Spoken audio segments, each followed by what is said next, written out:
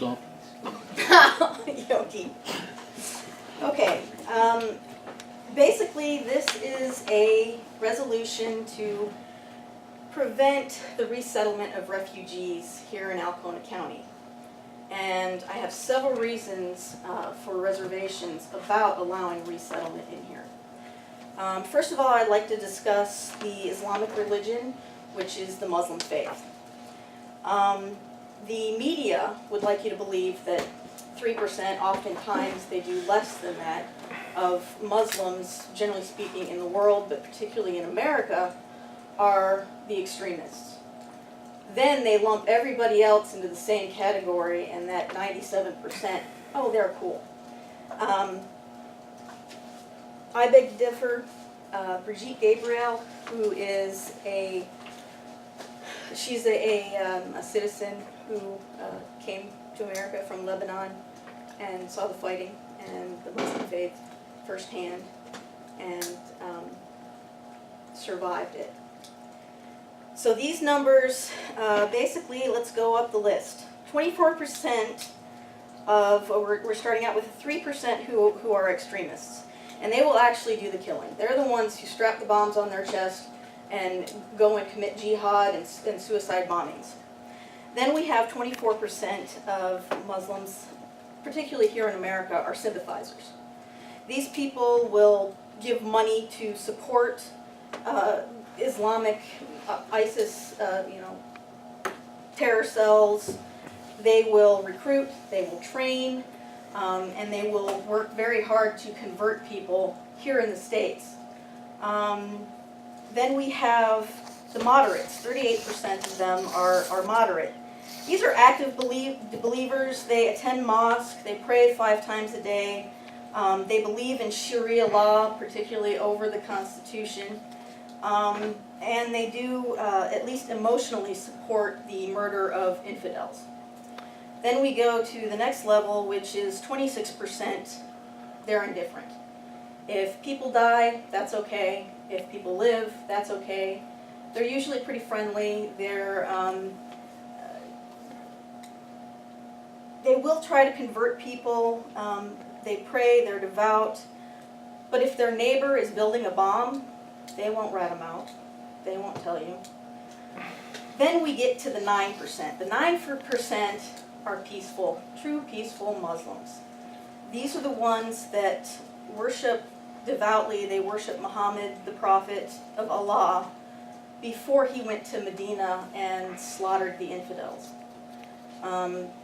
Because after he went to Medina, that's when Muhammad's philosophy goes downhill, and you have the other half of the Quran, essentially. You have the Hadith, the Sharia law, and the 5 pillars of Islam comes with that. So that's the 100% of Muslims, particularly here in America. Next, I would like to just remind everybody that the FBI director, the CIA director have all stated that our vetting system is completely untrustworthy. There's no records of these people in their home areas, particularly in Syria, which is, it looks like a bomb went off everywhere, just about. There's no records anywhere. Next thing I'd like to discuss is the cost. This one shocked me a little bit. I didn't realize how much goes into the resettlement process.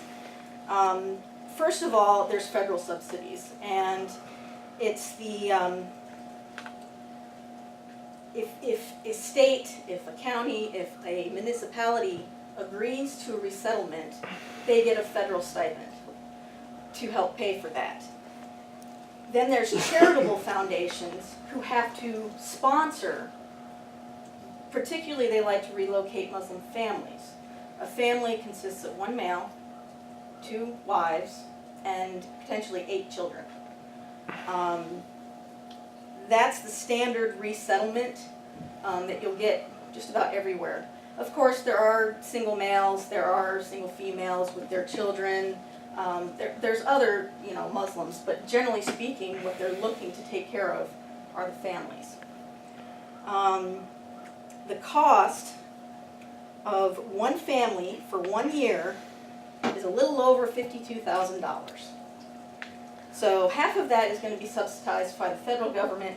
The other half of that is usually from the charitable sponsors. Their money can come from who knows where. Saudi Arabia, George Soros, whoever wants to pay for those charitable sponsors. And they don't have to report it. They're a 501c status. They're a charitable organization. So initially, if we do resettle any refugees here in Alcona County, you might see a little bit of profit to help us resettle them. But in the long run, we have to deal with schooling, housing, healthcare, and they can't buy insurance because that's a form of gambling. Food, income, all that stuff. And I guarantee you, the state and the county will have to bear the brunt of those costs as time goes on. I know the humanitarian efforts that we want. It's in our nature to want to help. I would love to help these people. But at what cost?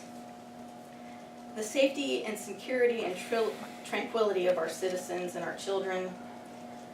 It takes one terrorist to infiltrate these refugees and create devastation. Here in Alcona County, it would be a perfect place to set up a camp. There are 21 known terrorist camps set up all over the United States. The FBI can't do anything about it because Obama has basically told them, no, Homeland Security, we're not doing another Waco. We're not doing these things. So they're here already. In America, 1,800 Syrian refugees have already been resettled. Obama is particularly looking to bring 10,000 more Syrian refugees. Here in, where do I have that number? Here in Michigan, there are 2,100, I'm going by memory here, 2,173 Muslims that have been relocated in Michigan, mostly in Dearborn and places like that. 53 of them are Christian. Everybody else is Muslim.